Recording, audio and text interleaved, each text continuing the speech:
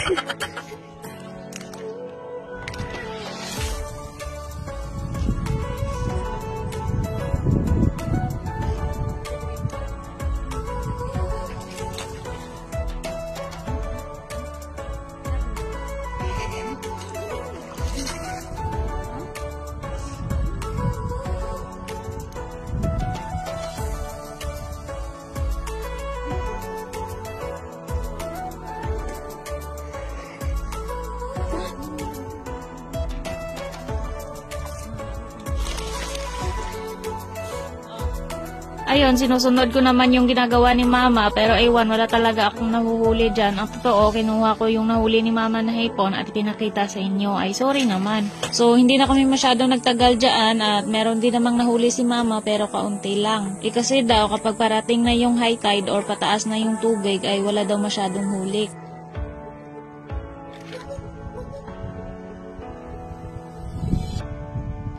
Ayun si mama, hindi ko alam kung paano niya kinaya na manguha ng hipon mula umaga hanggang sa tanghali. Mula umaga, siguro mag-start siya 7 or 6 a.m. hanggang tanghali. Ayun o, basang-basa na ako. Pero wala akong nahuli. So ayun, pauwi na kami ng kapatid ko tapos si mama. Ayun, sumama sa tiyuhin ko kasi mamingwit sila. So, hindi na kami sumama. Kasi may pupuntahan pa ako, may lakad pa ako. So, ayun, kami na lang yung nagsagwan. Ako na lang yung nagsagwan. Papunta dito sa... Dito namin iniwan yung bangka. Kasi wala naman tubig. Doon. So, yun, pauwi na kami ng bahay. Kami ng bunso namin kapatid. Maraming salamat po!